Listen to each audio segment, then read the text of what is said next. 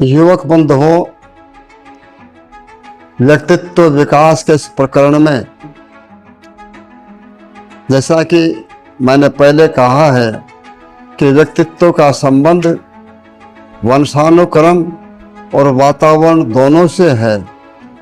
कुछ गुण जन्मजात हमें अपने माता पिता बुजुर्गों से जीन्स के रूप में मिले हैं और कुछ हम समाज सोसाइटी में अपने परितन के द्वारा उनको धारण करते हैं, तो दोनों से संबंध है।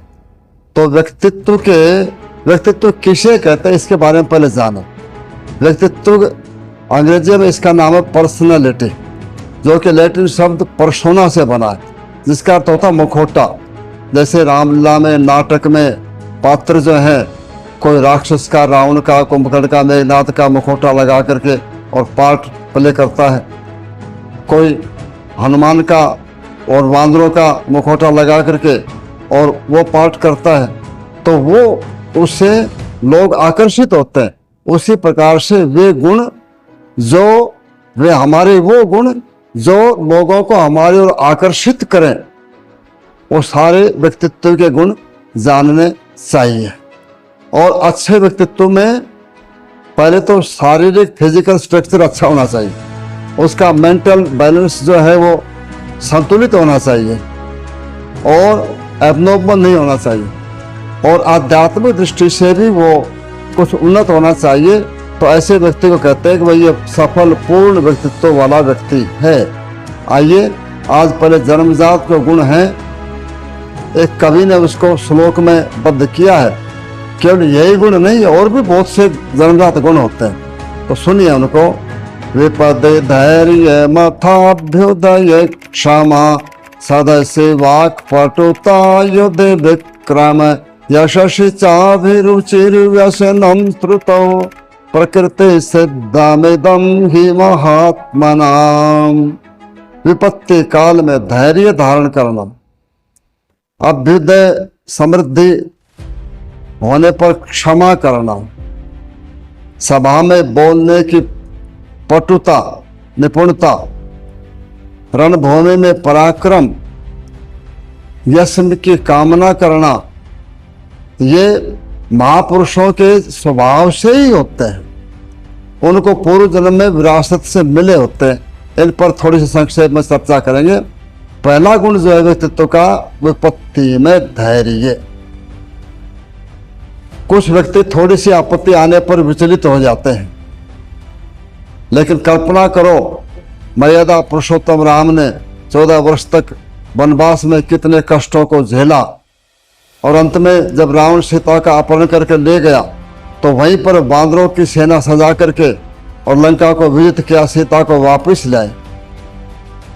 श्री कृष्ण का तो जन्म ही कारावास में हुआ, बाद में द्वारका में जाकर के डेरा लगाना पड़ा। तो जितने भी महापुरुष हुए हैं उन पर विपत्ति आई है, लेकिन उन्होंने धैर्य से उनका मुकाबला किया है। हमें भी किसी भी विपत्ति से घबराना नहीं चाहिए, धैर्य से उसका मुकाबला करना चाहिए, फेस करना चाहिए। दूसरा गुण है अभ्युदय क्षमा। जब हमारी धन की वृद्धि हो जाती है, पद की वृद्धि हो जाती है, विद्या बल और दूसरे गुणों की वृद्धि हो जाती है, तो प्राय व्यक्ति के अंदर अहंकार पैदा हो जाता है। तो उस स्थिति में कहा है कि जैसे कि भवंती तर्वय नम्रा फलोद्गमय, जैसे कि फल आने पर वृक्षों की शाखाएं जो है वो विनम्र हो जाती है, उसी प्रकार गुण आने पर अहंकार नहीं करना और अधिक विनम्र बन जाना। तो ये अच्छे व्यक्ति का गुण है।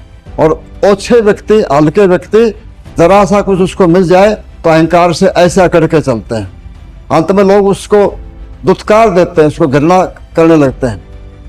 तीसरा गुण जो है व्यक्तित्व का जन्मजात, सदस्य वाक् पटुता।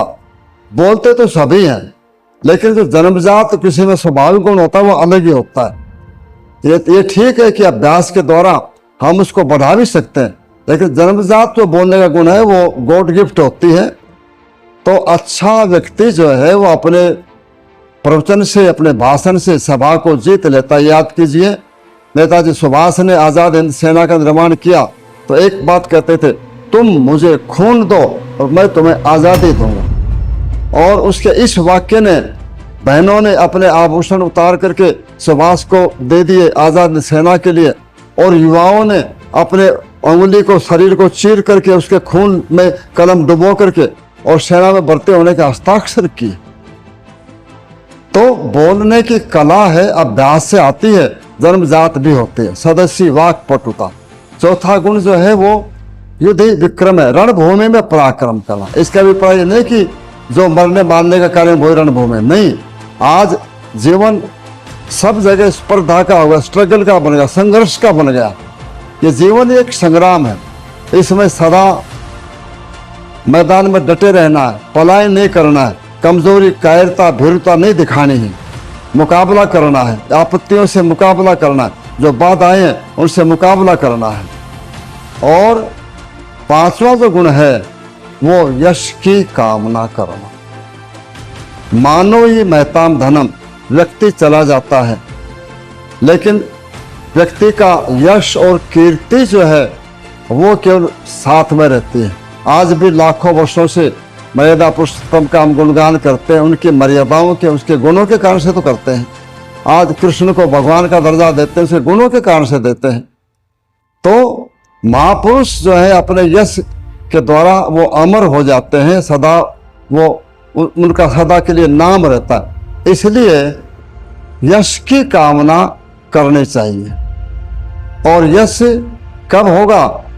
जब हमारे अंदर, जैसे कि हवन सामग्री घी है, सुगंधित पदार्थ है, अग्नि में डालोगे तो चारों वातावरण को सुगंधित कर देते हैं। उसी प्रकार जब हम अपने अंदर गुणों का इतना विकास कर लें कि वो दिव्य बन जाए, सामान्य नहीं होकर के दिव्य बन जाए।